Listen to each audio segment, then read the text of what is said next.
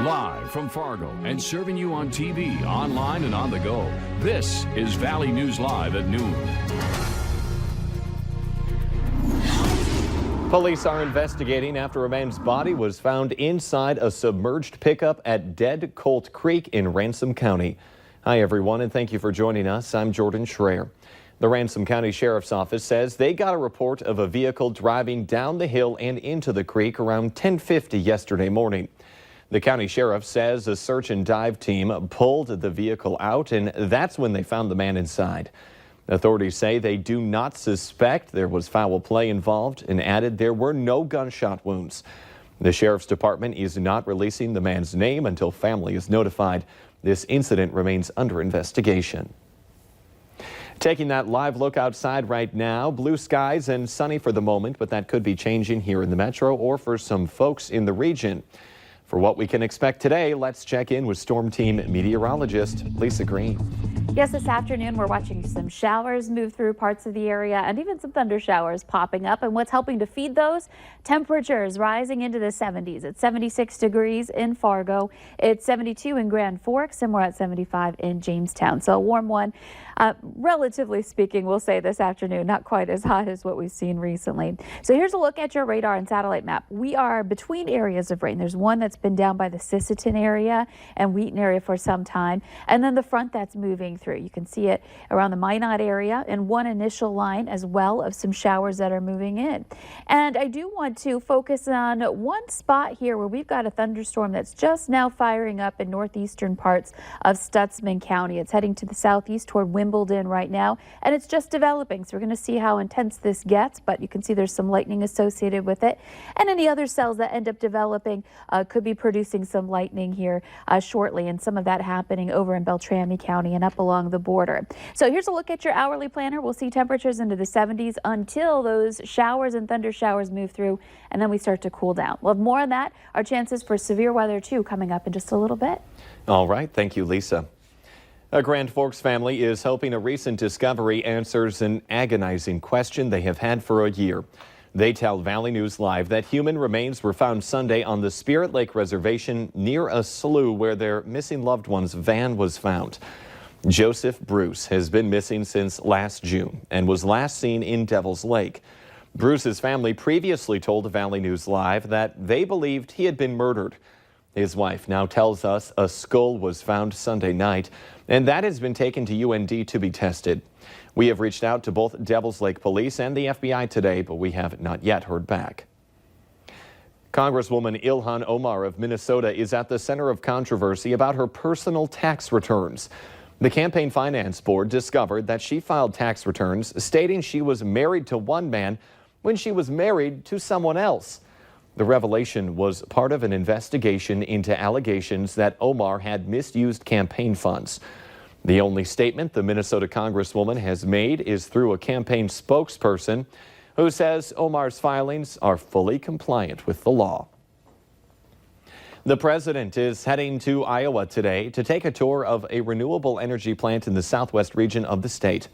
President Donald Trump is expected to speak on his administration's accomplishments for American farmers, as well as his proposed trade deal with Canada and Mexico, which he says will help America's agriculture producers. The president will then travel to West Des Moines to attend and speak at the Republican Party of Iowa's annual dinner. After a series of mysterious deaths, Americans with plans to visit the Dominican Republic are reconsidering their vacations. At least 6 U.S. tourists have died there in the past year. That includes a California man whose family is now sharing his story. Mola Lengi is in the Dominican Republic with the latest. Robert Wallace's family says he was in the Dominican Republic for his stepson's wedding when he quickly became sick and died shortly after drinking a scotch from the minibar at the Hard Rock Hotel and Casino. Nearly 2 months later, his family still has no answers. We now know of at least 5 other Americans who have died in the Dominican Republic in the last year. Most recently, Miranda Shop Warner and a couple from Maryland, Edward Holmes and Cynthia Day. All 3 died at Bahia Principe hotels. Preliminary autopsies released by Dominican authorities say they all had fluid in their lungs and respiratory failure. Toxicology reports have not yet been released. There is something dirty at the bottom of all this. Felicia Nieves' sister, Yvette Monique Sport, also died at a Bahia Principe resort. She says last year, Monique had a drink at the minibar inside her hotel room, went to bed, and never woke up. She was 51 years of age, relatively healthy. No reason for her to go on vacation and just die so suddenly. Don't worry about the fear factor, worry about the common sense factor. CBS News travel editor Peter Greenberg says people should always ask several questions of a resort before traveling to the DR, including what kind of chemicals are used to clean rooms, how often are the mini bars inspected and restocked, and how can staff ensure the drink labels at the mini bar match what's inside. When you look at the sheer number of people who are vacationing there, and then you look at the number of incidents, the numbers are overwhelmingly in your favor, but that does not prevent you, or shouldn't prevent you, from asking some basic common sense questions. The Dominican Republic is among the most popular travel destinations for U.S. tourists. Dominican officials estimate around 2 million Americans visit the island each year, and they insist it's safe. It was pretty much like a no-brainer. Marcy Hudson told us she and her boyfriend recently canceled a trip to Punta Cana. They don't really have a clear explanation as to what's happening. We're not even going to risk it. We don't want to be next. The Prosecutor General's office here in the capital of Santo Domingo is still investigating. The Prosecutor General told local media this week that the country is safe and secure, but definitely still has its challenges. Meanwhile, the resorts involved say that the deaths are not connected and that all of their staffs practice the appropriate protocols.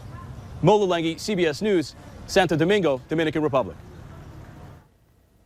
On its travel advisory alerts, the U.S. State Department rates the Dominican Republic a level 2 out of 4, urging visitors to exercise increased caution.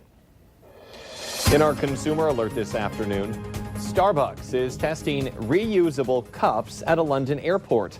Passengers will have the option to select either a free reusable cup or a standard paper cup, but the paper cup will cost about 6 cents. The reusables must be returned at specific drop-off locations throughout the airport before boarding.